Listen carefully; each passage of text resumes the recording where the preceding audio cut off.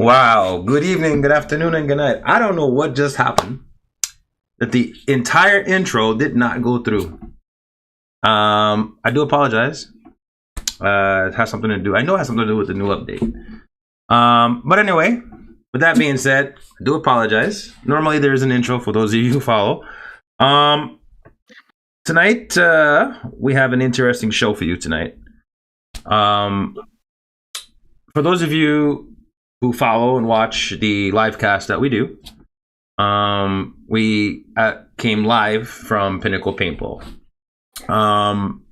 So we have on the panel this evening, to my bottom left, we have Dababer, the co-captain of of Who Dares Wins New York chapter. And on the bottom, on the top right hand corner, you have Mr. Shaun Capt. The S is for sexy, of course. And our guest today, our main guest, is I won't use his last name. I'll just use his first name, Paul. Paul is the proprietor of Pinnacle Paintball, and I wanted to welcome him on the show this evening. So good evening, Paul. How are you? Thanks, guys. Happy to be here. I gotta tell you, your field. Kudos on your field. I don't understand like how I've never been to your field. I heard about it. I know last year I tried to, but with coronavirus and I just couldn't get the opportunity to link up. But I was at the field yesterday, and I gotta tell you, wow, that's all I can say. Wow. How did you come up with the inspiration for the layouts that you have? I mean, it's probably a dream of mine to build a field of this magnitude since I was a little kid. So this is my third one. So everything I've learned in the paintball world, I'm a contractor by trade, which helps a lot. We just kind of got together. I have a couple guys that really helped me out with this project. And we spent, a good 2.5 years building that field. So, a lot of hard work, sweat and tears went into it. We all play paintball. We're all passionate about it. So we just kind of put our heads together, and that's what we came up with. Who sat down and thought of the fields? I mean, I understand each one, it was a collab, but which field did you primarily design out of curiosity? Most of them were pretty much I had my hands in for the most part. I played tournament paintball all my life, so I have a hard time getting out of the symmetrical realm. So I had to sit down and regroup a couple times, but it was kind of just build it as we went, a little bit off the cuff, a little bit planned, but it came together pretty good. And I'm glad you guys had a good time playing. Let me walk the viewers. The viewers that are checking in, they're gonna fluctuate. So between this hour, the numbers are gonna go up. Let me walk the viewers through what it's like when you pull into Pinnacle Paintball. Immediately when you pull in, the parking lot paved, it's level, and then one thing that's really interesting is it's well maintained. You park your car and you walk right in, and it is like walking into speedball heaven. The moment you walk through the doors to go into register and pre-reg in the pro shop, it is speedball, paintball, woods ball, scenario. It is just paintball heaven. If I remember correctly, on the right were the speedball, paintball, or the paintball markers. And on the left, my right, your left, sorry, I'm a little confused here. My left right now, for argument's sake, and then to the right is the airsoft. And then it's just like if you're walking into like an airport terminal. Like you think of the most spectacular airport terminal you've been in, and that's the feeling you get from the moment you walk through the door. and everybody is friendly, which is really bizarre because you walk into a field and most of the people are like, whatever, hey, whatever. Hey, how you doing? No, here, hi, good morning, how are you? I'm like, holy cow, like, wow, are you serious? Like, okay. And then the waiver process is quick, like so quick. Then you walk through the doors, and it's literally when you walk through the doors to go into the fields, you get the feeling all of a sudden like if you're in Disneyland, like you hear it in your ears, like holy cow. Once you walk through the doors, it's like, wow. I was really, really, really enamored by the beauty of the field. I said it even yesterday on the live feed. Let's see, we got people checking in on Facebook really quick. Luis Garcia, good evening. How are you? Anthony Gutierrez, good morning. I'm sorry, good evening. Let's see, Tone is handling it. Cody Van Duzer checking in as well. The refs, like the other common problem that you do run into at various fields is the unprofessionalism or the lack of professionalism on some refs. Not all. You get your occasional ones, like, but every single ref was on point, easily identified, and readily available. The field absolutely immaculate. And they have the food truck that's on site. I'm gonna start raving about it. I'm gonna let somebody else rave about it. I'll let somebody else talk about it, ask questions. You guys are watching, thank you for tuning in, everybody tuning in. Just to recap, this is Mr. Paul. He is the owner operator of Pinnacle Paintball. He's here tonight to answer any of your questions that you guys have about the field. We've been to the field, and I was just raving about it. Tone, what do you think about it? To be honest, I love the field. I love the castle. Like, as soon as you leave the pro shop area and you head into the field, the first field that hits you is like, wow, I want to go in there. It's like, I want that field. Then you start seeing another, I want to go in there. I want to go in there. Each field, you're gaining excitement. It's not just, this is whack, I'm going to go to the next. No. Each field, you have an excitement. I want to go there. I want to go here. It's a great field. And I'm telling you guys will be grateful to hear this. It's leveled ground. There's no dips. There's no holes. Leveled. It's well kept. You're not going to break your damn ankle when you're in there. You're not. Because I know there's some fields or you're going to break an ankle. In that case, is a hip. In a hip. But I didn't want to talk about that yet. I was going to talk about that because that's part of the interview. But yeah, go ahead, Tony. Yeah.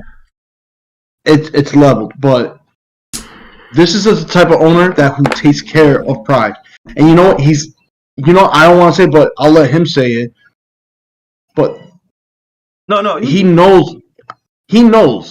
All right, he's an actual paintball player. All right, he plays, so he knows what we're going to go through, what we're looking for. It may be a different style of paintballing, but he's a paintball player, and he's also a businessman, and he's always listening. I have a question. Go ahead. And I may Go ahead, I may strike one of your questions off your list. If I do, I apologize. But do you have this field engineered to break down all the barriers to make it one massive one for big game events?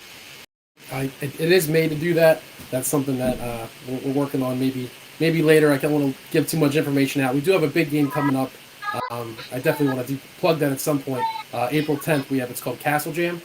So that's a big game. Not as big as you're getting at. We're working on that. We're going to walk before we can run. The field's new. We just opened in July. So this game's a capped 360 player game.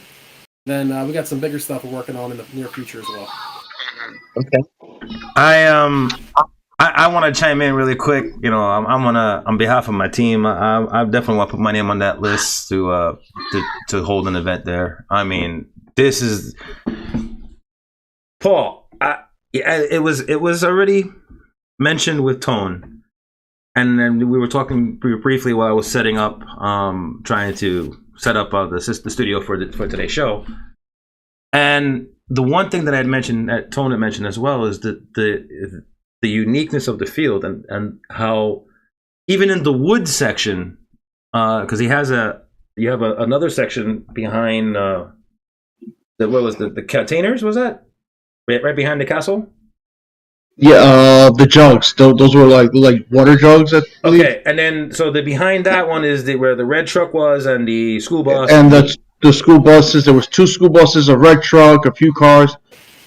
That field alone, that was the best field I like. I like that field. And the nice thing about the field, that part, and it was woods, is that it was level. Every field that you go to, that we went to, was level. It didn't take away the aestheticness of being out in the woods. It didn't take away.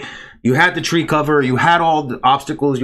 Everything that you would experience on the field, with one small detail, and that small detail is probably the biggest detail. There's no dips. There's no bumps. There's no foxholes. There's no rabbit holes. And you're able to actually push and run and play, and not have to worry about, oh crap, I'm going to hit a hole. My question is, how did you come up with that idea to make everything level? Well, I mean, I can take partial credit. So like the fields that aren't in the woods, we spent a lot of time, laser leveling those perfectly straight. Like the field you're talking about, though, that was just the land that I bought. I got lucky on that. We didn't level any of the wooded fields. We're just in South Jersey. The ground's pretty level as it is. But believe it or not, where the parking lot was, we actually raised that area 6 foot. That was a huge valley. So we have a big retention basin we dug. That's one of the great things about our field too. Like we actually have drainage systems. So I've got tunnels of drainage systems in the parking lot where we could water slide through. But all the dirt we took from digging that drainage basin, that came up front to actually bring everything up, bring it all level, and make it as nice as you say. I'm telling you that by itself, a lot of people, myself, there are a lot of guys that obviously were overweight, out of shape, whatever. This was actually one day that I actually played the entire day. I think I sat down maybe 3 times, and one was to eat, one and twice to reload. And this was the only field that I was, and so I'm saying this for the guys who are a little portly like me, and smoke cigarettes like me, and all the bad things we're not supposed to be doing. Oh yeah, there we go. There's Shaun. See, the beer belly guys, and this is the field that you can actually play and not have a problem. There's another part that I want to ask you about. And it's the design and the intricacy of the castle. This castle is ideally probably one of the best CQB portions of the field. You walk in, and everything is, again, keep in mind, everything is leveled. Everything is, and these are containers. You're literally in containers, but he positioned the containers in such a way, and obviously they're welded and whatnot, and they're put together so well that you can actually, if you're a Magfed player, you're coming in to play in this at the castle, you're gonna have to clear your corners, literally. This is the type of field I'm really, really amped. How did that come about? Because you by definition, you said you were a speedball player, correct? Correct. Yep. So I like all types of paintball, but I mean, yeah, speedball is what I gravitated to probably most. I just like the adrenaline rush you get from it, I guess. But I mean, every big field needs like a centerpiece or like a wow factor. So I watch those shows where they build like houses out of shipping containers and stuff, and I'm into that stuff, the architecture of it, and it's really big on the West Coast now. But at the time, they were cheap and readily available. They're not now after coronavirus, but I lucked out. But I wanted to build something of magnitude out of these containers, and some of the most fun I've had playing paintball was always attacking, defending a castle. But I mean, typically it's made out of wood. You build it, and 5 to 7 years later, it's falling apart, it's rotten. So I wanted to build something that was going to be substantial and actually last. So I came up with that, and like I said, I actually built it out of Legos first before building it. and came up with a cool design and shape, and then we just kind of went nuts with it, and everything's welded, plated together. It's actually fully engineered, that structure as well. So it's actually considered a Class B building, and New Jersey's got some of the craziest regulations. We had to abide by all those as well, but it turned out pretty good. I'm happy with it. Do you have do you still have those Lego models that you designed it with? I probably have pictures. I have pictures somewhere, but I actually have full drawn out plans of the castle. I know where Mr. Caps is going with this, because Mr. Caps is a phenomenal 3D printer. Okay. I'm pretty sure that's probably the reason why he asked am I correct, Shaun? Because he's looking at me like, what the hell? Oh, no. I think for it posterity's sake, if you will. So you incepted that idea, made a bunch of little Lego models to kind of come up with how you wanted to lay it out and configure it. I mean, that's a cool backstory and a cool history to how that map came to be. And I think, having that on display in the pro shop or whatever under like a glass case or something, where other players can see and even get ideas. Oh man, this is where we went, and this is where we were, and talk about their stories using that Lego model. I think it would be, a really cool centerpiece. Definitely, I second that. I definitely, because that is a good.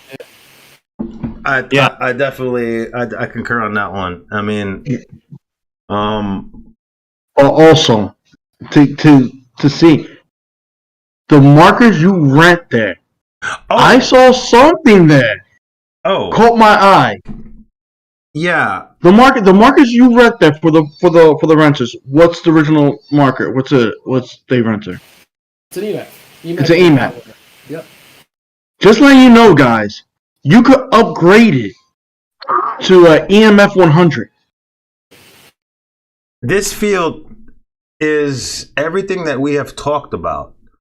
I'm not to say that, because we're sponsored by, my team is sponsored by Cousins but this field is what we have, what we spoke about, in prior shows where, how we try to promote paintball in general. We talk about woodsball, we talk about mag, we talk about speedball, and we talk about every aspect of paintball. This field basically is that, because you walk in most fields you go to, and you're gonna rent a speedball marker that's been, if I'm not mistaken, I think if I'm not mistaken, what are they, Tipman 98s that you usually get at speedball fields? Some are Tipman 98s, some of them. Here is an old school one, yeah. Here you walk in and you're getting it's a hopper, but it's the EMF. Like, dude, you're getting a taste of, for new members coming, you're getting a taste of playing paintball, but you're also getting introduced to a particular marker, unbeknownst to them, that they're actually going to wind up turning into Magfed players. They're going to look at it and go, wow, I like it. And immediately, just like you, just like every one of us, oh, wow, we like it. And next thing you know, we're out the pro shop and we're buying the marker. This is the place that you walk into and you get this marker placed in your hand. Obviously you rent it. And you go out there. Now, I think that's absolutely awesome. We know that you round ball only. May I ask, because it's the same, we're getting more or less some fields, yes, some fields no. With First Strike, is it because it's a profit, or is it more because it's not profitable, or is it because it's more of an insurance liability? It's a little bit of everything. The biggest thing is we actually have our own custom ball, so we have our own custom blue color fill. It's like a Tar Heels blue. Right. So I wouldn't be able to get that with a First Strike round. But the biggest problem is the fact that the shell, the back part of the shell, is not biodegradable. We're in a town that's very, we'll use the word tree hugger, and all our paint's 100% peg. No oils, no nothing like that. We do have like a stream at the back that we back up to. So just to keep the town happy and keep everybody else happy, that was one of the things that we just decided not to do. Well, I have to say, the quality of balls that we purchased yesterday, they were, and I was using my PDW, and I had no chops at 0 chops, at doing 3-round bursts, and I went full auto, and I had 0 chops. The balls you use, the paint that you use, those are Graffiti Platinum, or are those your blend? Yep. So it's Falcon Graffiti Platinum, but we have our own custom fill. Yep, that's our color. So I walk us through what a typical day is if a walk-on was to come on. What would you look at costs? To come in, just a normal walk-in. Go ahead, sorry. So we have on our website, we actually sell pre-registration tickets. So if you were to book 72 hours in advance, you actually save money. So if you did that, you could buy a ticket. It's $30. That $30 gets you entrance to the park for the whole day, a full rental set if you need it, all day air, and then you just buy paint as you need it. You can buy it in as little as a bag or as much as a case. Now, if I don't use all the paint and I have it over, I can bring it back and use it? Absolutely, yeah. So we'll know, just coming back in, that it's our paint, and as long as it's our paint, you're fine. You can bring it back next time. I like that. Dude, do you know how many fields? I mean, my God, we have bags of paint that we wait for to bring your own paint events just so that we can get rid of it. But to have an opportunity to go to this field, say, I had paint that left over. It's gonna go in the closet. Well, but also they have smoke. You guys do smoke there. The grenades smoke. Smoke grenades. Like I said, the smoke grenades. They have. Let me ask you. Pull paint grenades. Let me ask you. The bangs we were hearing yesterday, were those Thunder Bs or were those Tag 67s or? Those were airsoft players using EG67s. Okay. Nolan Gay airsoft PV grenades. Yeah. Yeah. All right, good. They almost sounded like Tag 67s. That's why I was like, ooh. When I heard a piece of graffiti, I got you. Yeah. And then so tell us. You said you have an event coming up. I do. So it's called Castle Jam. It's a big attack and defend game. There's actually 3 separate teams. We got some really cool generals. You guys will be familiar. Simon Stevens of Inception Designs is one of our generals. Charles Eric Holland of Misfit Toys. He's a really nice guy. He's one of the generals. And then we have Hercules, who's also the 3rd general. Everyone's going to attack and defend. So the beauty of it is you get a kind of a different look in every realm. So everyone's going to get a chance to defend the castle. You get a chance to attack from the front and a chance to attack from the back. But a big game, a lot of fun, a lot of paint's going to be in the air. Definitely an adrenaline rush. Definitely recommend if you're available April 10th to come out and check it out. We're gonna have the link up for that, the post credits on let's see, we have YouTube. Let's see here. Let me go back up. Sorry, I'm running a little late on the comments. I do apologize. We have Rebel coming up. Rebel checking in. First Lieutenant Rebel present and accounted for checking in. Alpha 22 Magfed. Good evening. How you doing? Great hospitality from Pinnacle. Great place to play and meet up with some good brothers. That is also coming in from Rebel. Okay, no normal check-in. I'll check in later. Apple Podcasts. I've been to Pinnacle Paintball this past summer and have to say that this is the absolute most insane field. And that is Jeffrey B. from Manasquan, New Jersey. Did I say it right? Yeah, Manasquan, New Jersey. I mean, I don't know. This is wow. This is one of the fields that right now. Anybody watching the show, if you guys have any questions, this is the opportunity. This is Paul. He's the owner of Pinnacle Paintball and Airsoft Field in New Jersey. And this is the field that we all want to play at. This is something that it's not. And when I say by level, you would think, oh well, so many fields. No, the fields are actually big and humongous and spaced out. You're not on top of one another. and organized, which is really, really like wow. So if you guys have any questions that are watching, by all means chime in.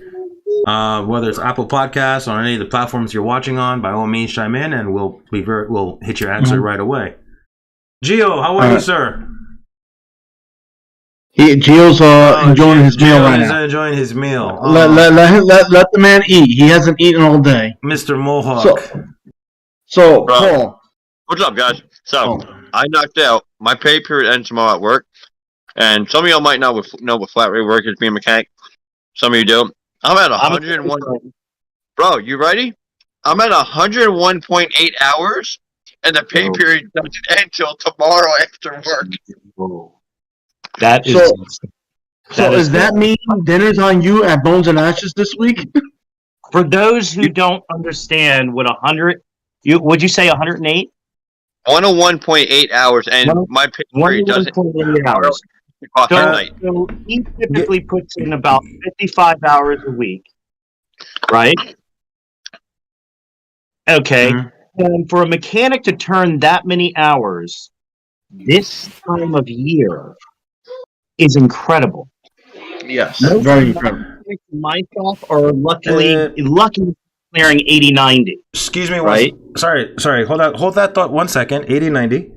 Luis Garcia checking in and asking a question. This question is directed to Paul. Is there scaling walls or jumping through windows allowed?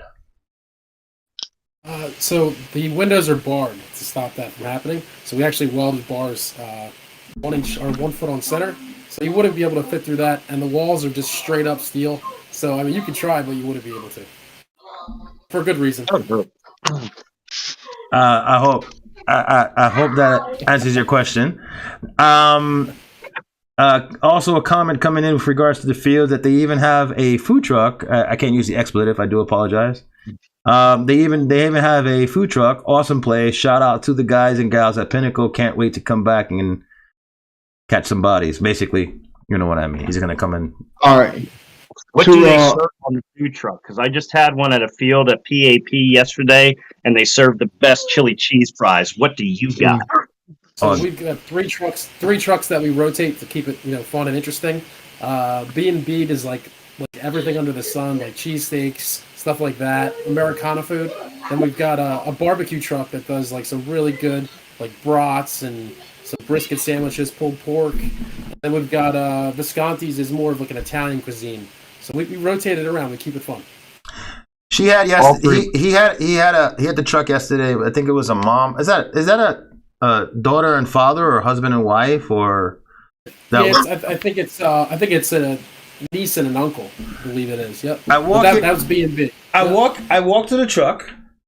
I'm smelling the food. I walk to the truck and I say, you know what? I ordered a cheeseburger, and of course I got a Philly cheesesteak. But I didn't wind up eating it. I didn't wind up eating the Philly cheesesteak. But no, he tried to give it to me.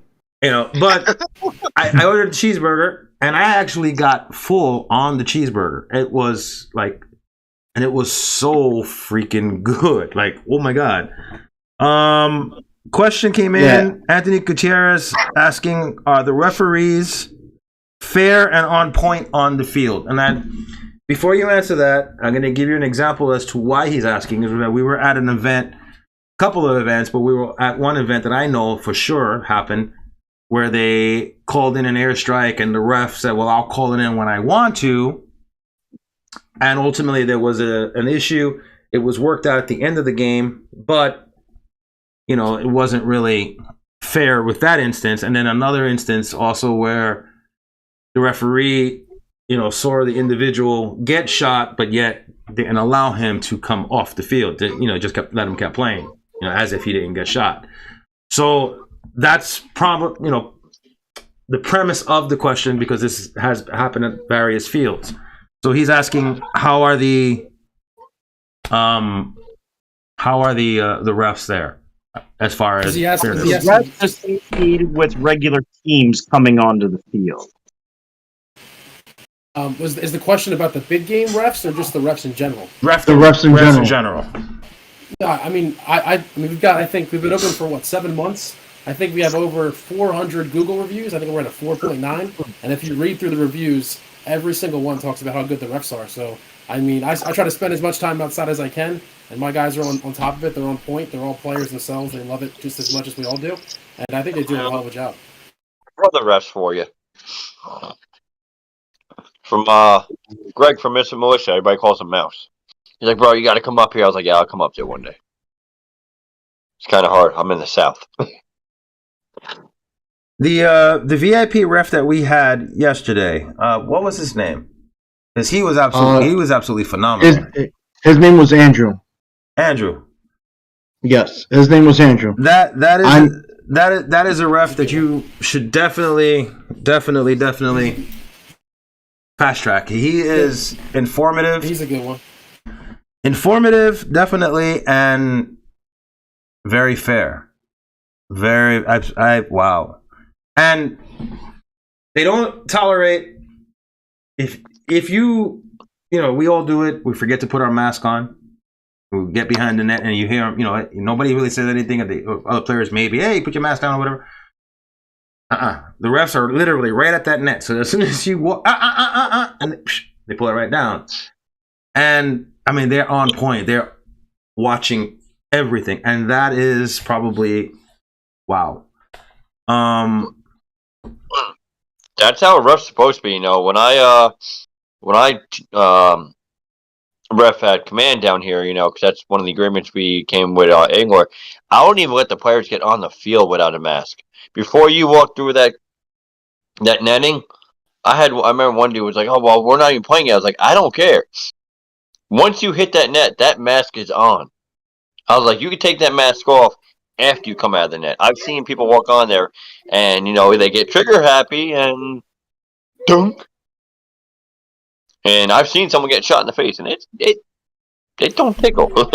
Getting shot in bare skin on the face, that hurts. Oh yeah. So anything like that is absolutely awesome.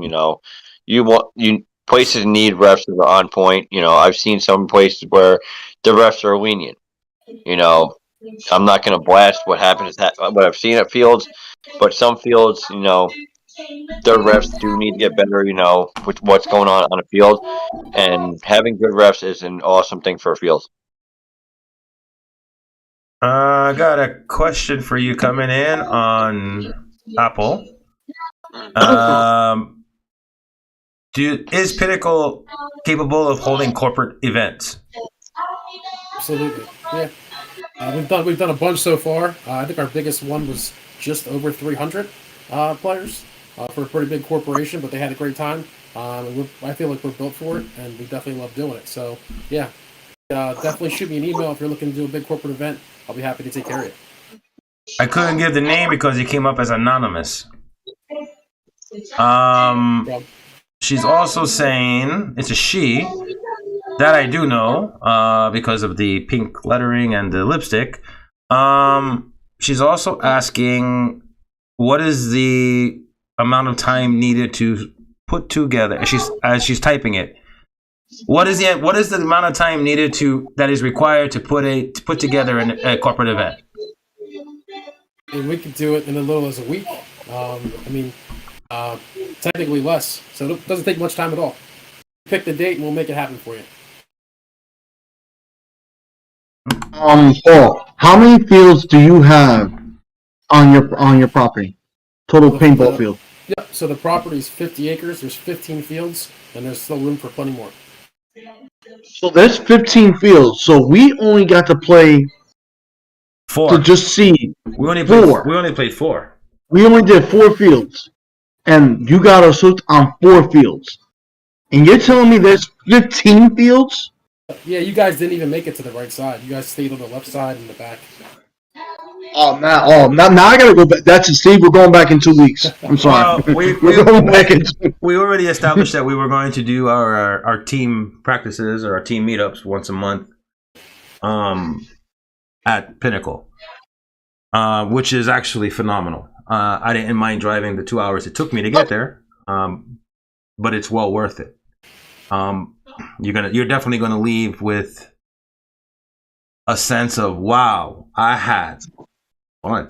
Like, you really going win, lose or draw. You're actually going to leave that field like, holy cow! Like, dude, I was jamming out the same way I was jamming when I was coming to the field, listening to music in the same attitude, and I left even happier. Like, I genuinely had a awesome time. So I know that the team will, look forward to going again next month, and having our meetups and practices there. You guys, Tone, do you have any questions? Shaun, Mr. Gio? I'm mind blown right now because he just told me there's 15 fields and we only got to play on 4, and there's 15 fields. Let it now go. You make let it go. I'm gonna hit my name is Jeff button in about 2 seconds. Let it go. Please. I need that right now. I know for events, I was gonna come up there, but it's kind of hard right now with everything going on. I know for a lot of first strike shooters, as myself.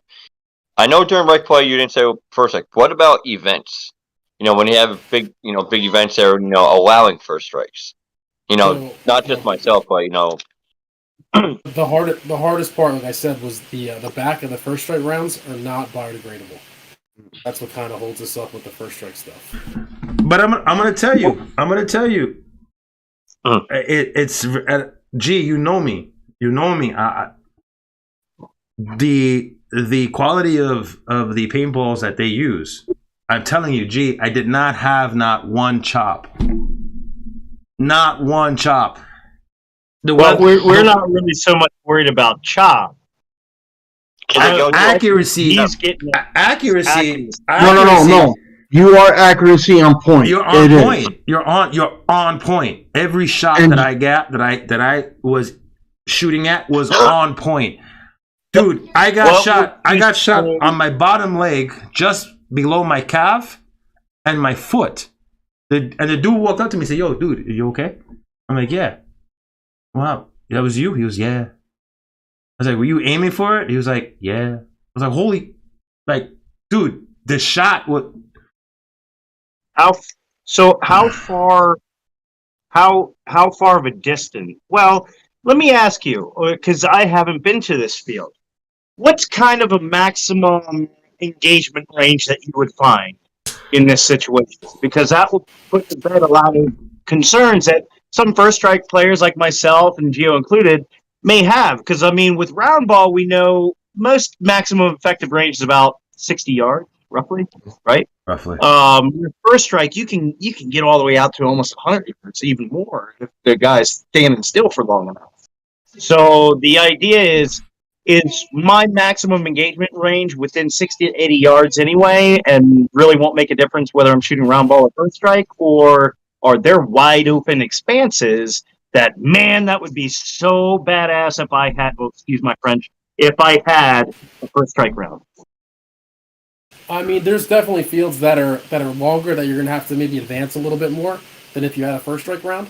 But I think like some of the main fields like the castle, and there's a field with all cabins and stuff in it. I feel like they're within that 60 yards where you're still, maybe you're lobbing a little bit, but you can get it there if you're good enough. But we haven't had any complaints in that regard. Shaun, this is the field that you really would not mind. I swear. I don't advocate for round ball so much, and I don't advocate for first strike. My preference would be first strike, obviously, because I snipe. But I didn't bring my sniper marker with me. My next time I will, and now that I know the layout of at least 4 of the fields, that I'll go to Castle and I'll try it out in Castle. Shooting the round ball through my first strike.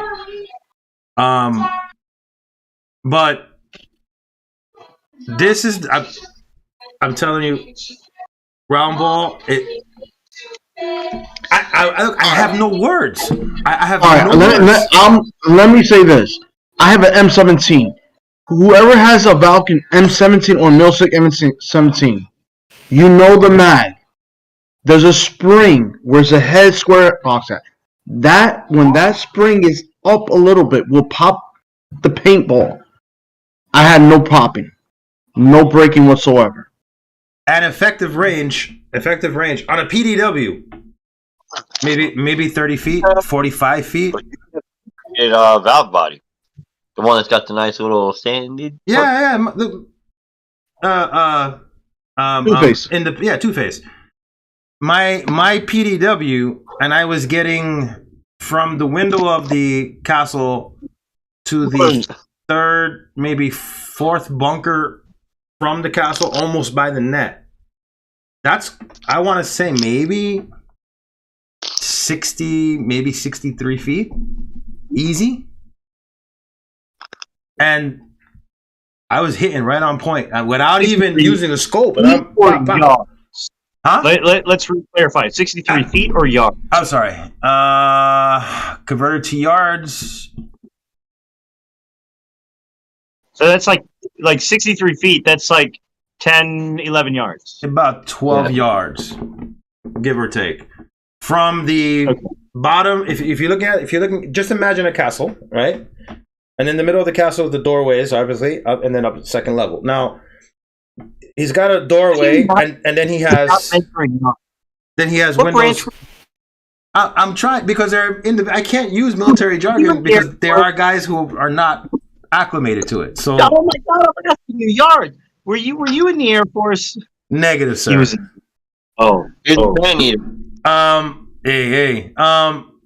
But from the bottom left-hand window of the entrance, you have what? 1 bunker, 2 bunker, 3 bunkers, 4 bunkers, and then he's got the net.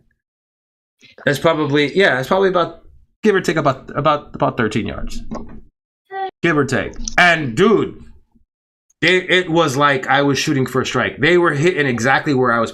I didn't even have to use the scope. I was using the iron sight, and it was hitting exactly where it. And 0 chops, 0 burps. Air is all over the field. Basically, you can get air. Walk out of one field, boom, there's an air tank. Like, you don't have to go looking for it. It's right there. I've been talking about him since I'm sorry, I'm giving you guys. Wow. Go ahead, guys. Go ahead, talk. I'm sorry. This field is wow. Your air system, and I know you've been around for 7 months. The air system you have on there, how many tanks big? You have how many air compressors? So we've got a big it's a 26 CFM, 6,000 PSI compressor in the garage, and then there's conduit in the ground.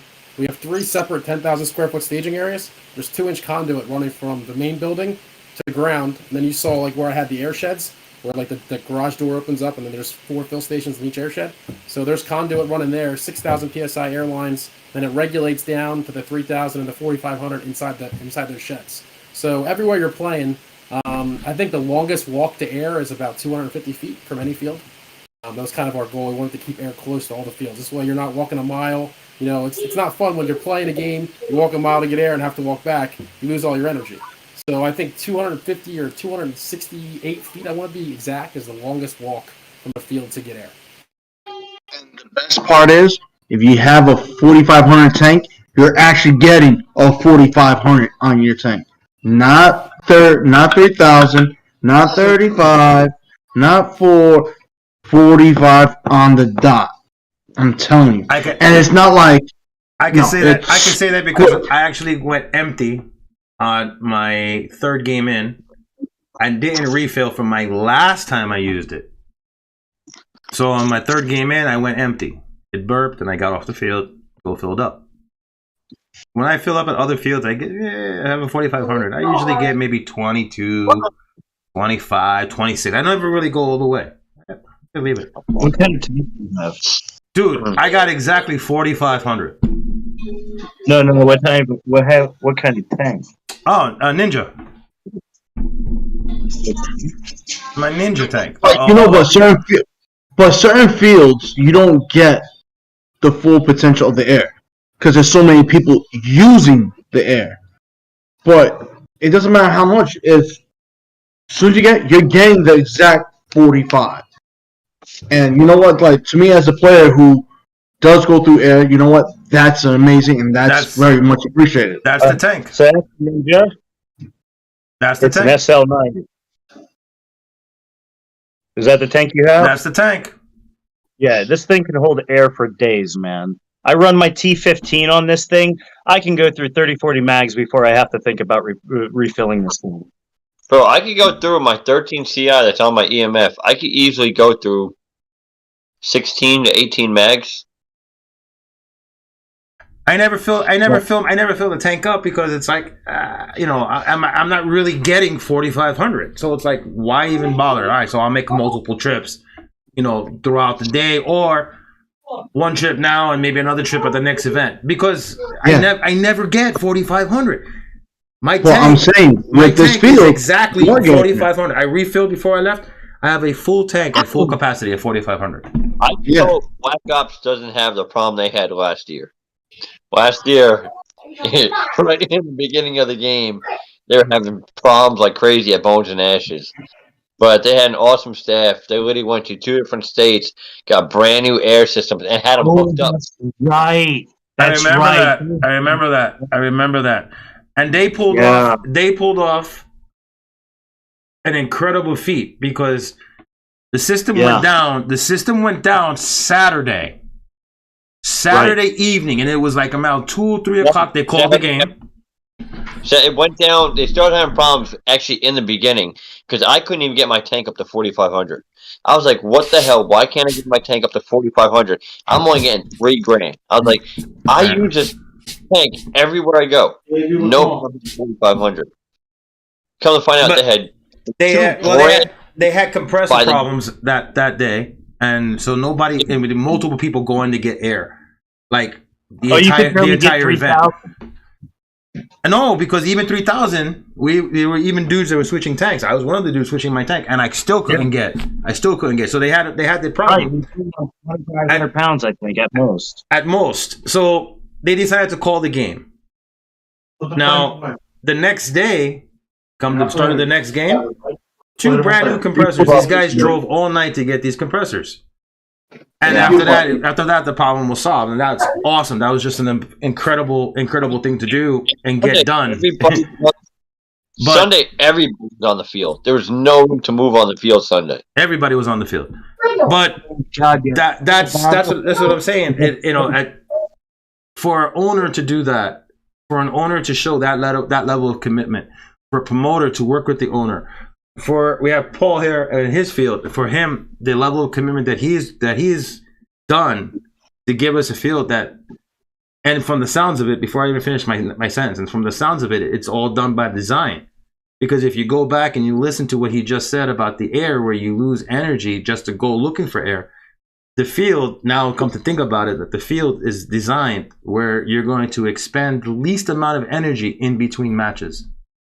That's the impression that I got with the field, because everything is conveniently right there. Where, we all do it. We run out of air. We got to go around. Shit! I got to take this walk, dude. I was taking the walk, reloading, and taking the walk back, like in and out, quick. And from the sounds of it, it sounds like that. If I'm wrong, tell me. But I think also.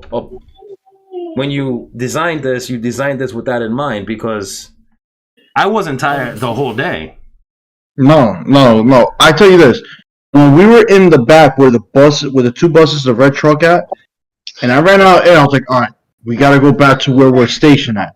The rep told me, he's like, there's a air supply right there. And I looked like, I did not even notice.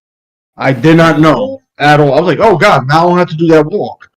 You really did cater to that, because there's players who are like, oh man, I gotta go back to the staging area to get air. I'm sorry, I'm being daddy detour right now with my phone. So, do you ever stop as an owner? Do you ever stop and say, you know what, I'm just gonna go in the field and play? Have you ever just? So we do like when the weather's nice, when everyone's done, when the reps are done cleaning. We'll all grab rental guns and we'll just play. We do it like I'd say at least 2-3 times a month. We'll do that, or I'll do like what I call undercover boss. I'll put on gear that none of my guys recognize, and I'll go play, and I'll leave my mask on just to see what ref's doing the right thing, what's doing the wrong thing, and I get to shoot some people and have some fun. But we have fun with it. I mean, we got a bunch of guys, a really good tight knit group of guys that all love paintball, and we have a lot of fun while we're working. It's a good time. I gotta tell you, it's an awesome field. It's an awesome field. You got something here that is going to be around for a long time. And we've only been to 4 fields. I'm still amazed that it was only 4 fields. And Tony, you okay there? You look like you're. So 4 fields, 15 fields, and we only play 4. I want to go back. Can we come back during the week with no one there, just on us? What would it take to get Mr. Shaun Caps to come down to Pinnacle? Oh, I gotta have time. Well, I was gonna be up there, but I'm not part of that team no more. So, but I got family up there, so I know my guys. I've seen them. I've talked to them about being original. I'm originally from New Jersey. I'm down here in North Carolina, but I know my guys. I show them pictures like we gotta take a trip up there one year. So I know we're set on coming up there next season. Start a new team down here. This season, let's worry about getting us built and ready. But I definitely see a trip up there next year. I got a question. Since nobody's really asked, nobody on the audience has asked either. By the way, has no excuse not to come.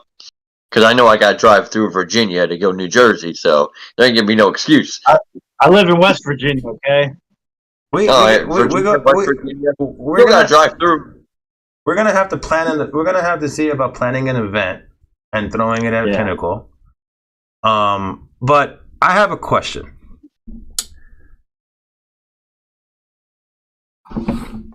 Let me try to word this correctly.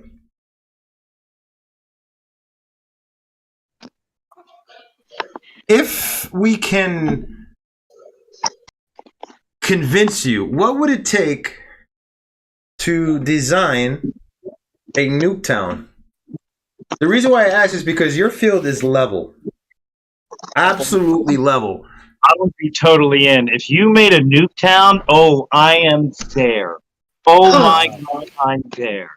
It's funny. It's funny you said that, because not Nuketown per se, but the next field, like kind of the way we've been working towards stuff. We want to get a full year open, and then we want to start doing a big field every year we're going to build. So I'm a contractor by trade, so building the fields is a little easier and it's a lot of fun for us. So the next big project is a town, like a big town. Like some similar, Anthony from Boston Paintball has a pretty cool town. Something similar to that, where there's like municipal buildings, post office, gas stations. Some guys will get a kick out of it too, but it's going to be good for paintball for sure. If you're going to have it like a street with a town, okay, do your town up, right?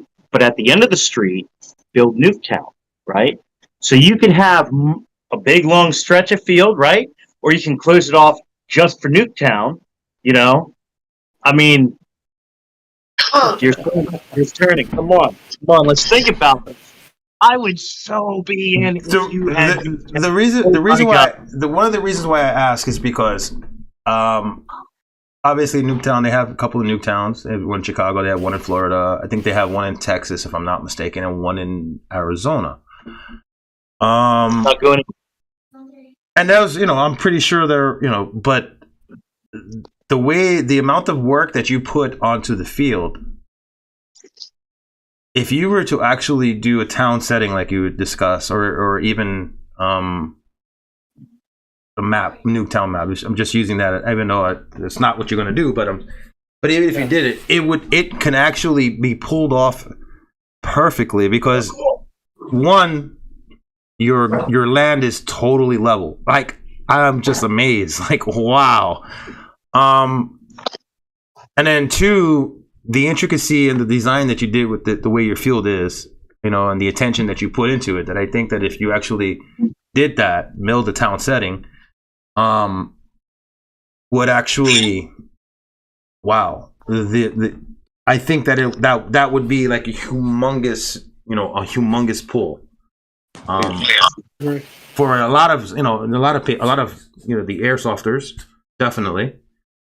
The mag players and the scenario players, definitely. International teams. Yeah, exactly. International teams. Like, I'm part of an international team of Who Dares Wins. Paul Edwards is our HQ commander, and he's in the UK, and they play at active and decommissioned military bases, similar to what you see with the warheads. That type of setting, European setting.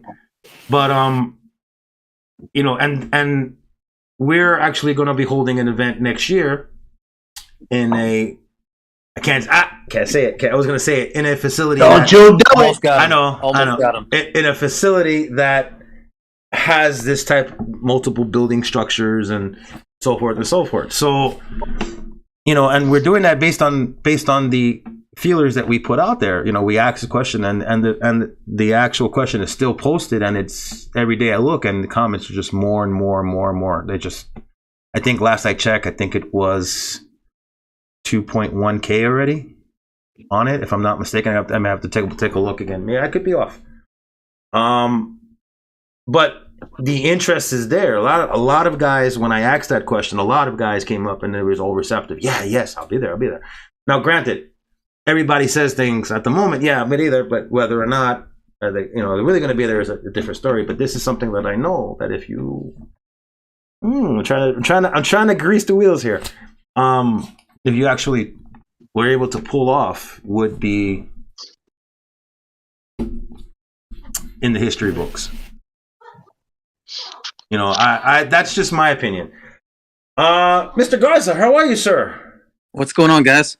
Mr. Garza, this is Paul, the owner and proprietor of Pinnacle Paintball in New Jersey. How you doing, Paul? I need to make it up there.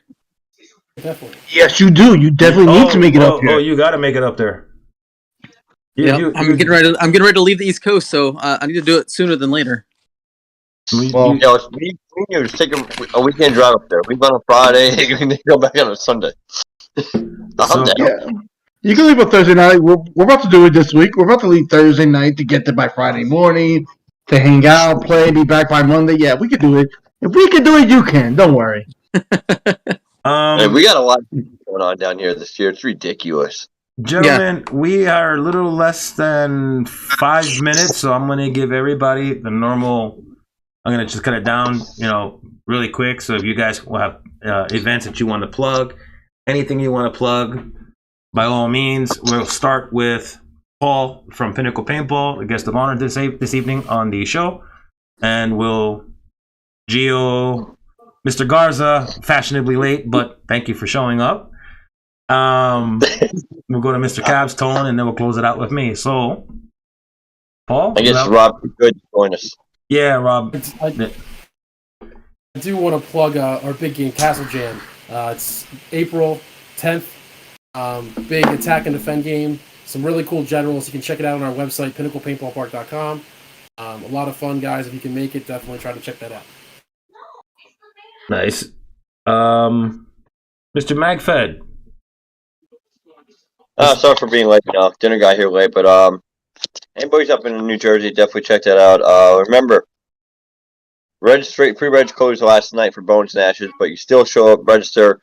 Let's have a good time. I'd love to see this event hit 1,000 people. We're very close. Very, very close. I know a few guys that are definitely coming that couldn't get signed up. Come have a good time. It's actually supposed to be absolutely beautiful out at weekend. But if you're camping out, if you're staying in a tent, all it gets is dress warm. It was cold last year. It gets pretty cold at night once that sun goes down. If you're going to jump into the lakes, bring an extra pair of clothes, please. And extra shoes and socks. That's where people mess up. Don't pull like Shaun last year. Shaun straight. No, I stripped down and nothing but my skivvies and jumped in. I left all my clothes up on the shore. I jumped in with nothing but skivvies, got what I needed because I knew it was cold, and I did not want to freeze my tuchus completely off. I lost my left jewel, but this weekend, look at Weather Channel. It's actually going to be gorgeous. It's going to be around the 80s during the daytime, which is going to be awesome. But like I said, it gets cold at night. Once that sun goes down, I didn't realize how cold it gets in November. 77, 84, 84. and 64 on Friday. And look, and the lows are in the mid 40s to high 50s. You're going to make me not want to come back to Jersey. You're going to make me want to stay in North Carolina. Oh, and then lastly, if you're coming to Bones, I have 80 available. Come find me. I'm not going to search. You have 75 available, not 80. No, 75. He's got 74. Oh, Nope. 74. I'm not looking for people. You want them, you need to come find me, whether I'm on or off the field. Listen, you're staying in my camper. I better have one, all right? You're staying in the camper. I have one. I know. We know where you sleep. Hey, fair is fair. Fair is fair. Mr. Garza. Hey, he already hit the thing on Bones. Pre-reg is closed, but I think even now you can buy things on the website. You just don't get the pre-reg prices. I'm not gonna say go red because the numbers are good. Just play.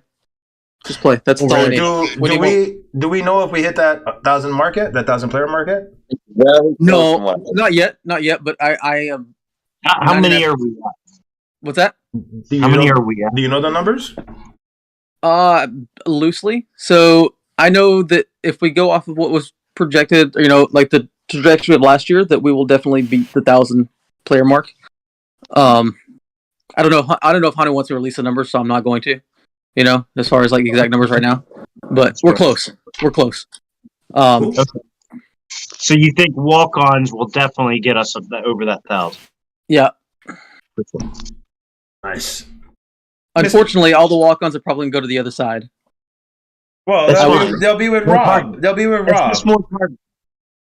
I wanted Rob to be here so I could rub in his face a little bit, but that's okay. No, he's hiding. He's hiding. He tried popping in. I saw he tried. Mr. Caps? Yes. Oh, I'm going to be at Bones this weekend.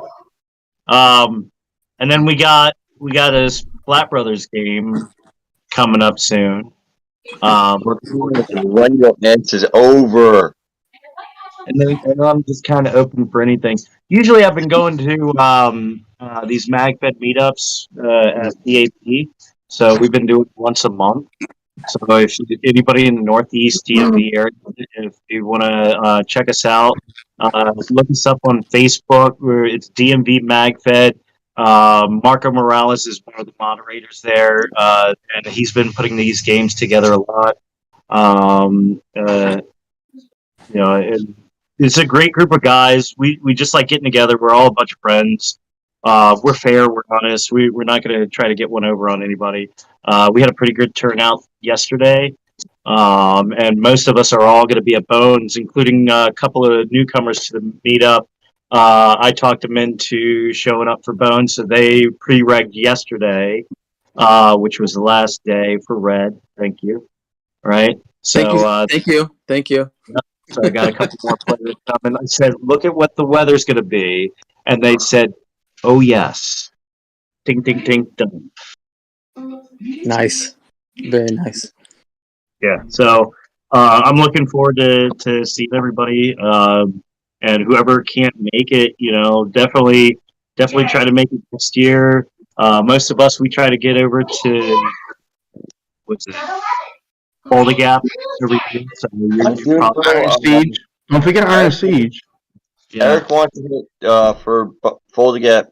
I think Eric's goal this year is 2,000. We hit 1,400 last year, this past year, and that was with COVID. He wants to hit the 2,000 mark, I believe, this year. Yeah. That'd be an awesome thing to do. And hopefully we get a full tank accruement. Last year it was a little light, but for obvious reasons, it was understandable. But yeah, I'm looking forward to it. We may have a new tank to unveil at Fulda, actually. Oh, Mr. Tone. Well, this weekend we got Bulls and Ashes. We're going Team Red. Rob, you're going down. I'm sorry. The bounty's still on. You can stop hiding. But changing that, I know this Friday we're not going to be on the air because we're going to be at Bones and Ashes. We're going to be on the air at Bones. Well, no, I have a nice... Dude, when I set up my Taj Mahal, it makes for a nice studio. A live stream isn't a podcast. Yeah, because we need Steve's PC to come. Well, and I'm not taking the PC. A podcast. Huh? Well, we could do a live. We could do a Facebook Live, a special Facebook Live. We can. We can set up the mics. We can set up the phones. We can. We could do it. Yeah. Guys, I want to thank each and every one of you guys for coming on the show this evening. Paul, thank you for appearing. Thank you for having us yesterday, entertaining us at your field. For those of you who don't know, Pinnacle Paintball, New Jersey. It's the field. It's the field for you guys to go and play. You guys will have a blast. Trust me. You guys will not leave that field tired. You actually will leave that field feeling like you want to play more. Trust me. This weekend we'll be at Bones and Ashes. Who dares wins. Mr. Paul Edwards will be there. Yvette. I'm hearing Vince possibly. Most of the New York chapter will be there. Texas chapter will be there. I'm not sure if the Chicago chapter will be there. No, Chicago's not coming in. Okay, there we go. But we'll have Mr. Paul Edwards from the UK, and of course every team that's going to come. The Hellrasiers will be there. Yeah, there we go. The Hellrasiers will be there. Shaun Capt will be there with the Just a Tip award and the non-binary object that we will not discuss today. Correct. Purple. Two eyes. The purple non-binary object that will be shot from a Havoc. It's pink. It's pink. Pink, purple, 2 heads, 2 eyes. So DJ put out the PDF, which I have not read. So we'll have to discuss more on this Friday, Chuck. Yeah, I know. But I really want to make this happen in any way possible. We'll just blame Rob. No, I think I have a compromise idea, but we'll talk more about it on Friday. After the show. I need to hear this idea. Okay, that's fair. After the show. All right, so because I'm having audio issues, there will not be the outro music, like there was no intro music. So I've been trying to fix that during the show, so I do apologize. But I just found out I'm overloaded on data, so I got to do some more cleanup on the update. Anyway, guys, I want to thank you guys for coming on the show. We will not be from the studio on Friday, but we will be on location Friday from North Carolina at Bones and Ashes. So, with that being said, I will catch you guys later. Thank you for tuning in. Generation Magfed is on Mondays and Fridays, 8 p.m. Eastern Standard Time.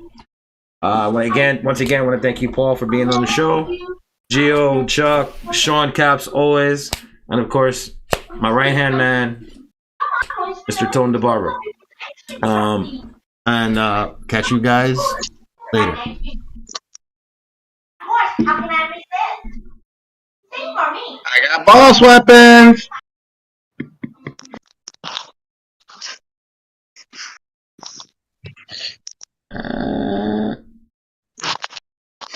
There we go.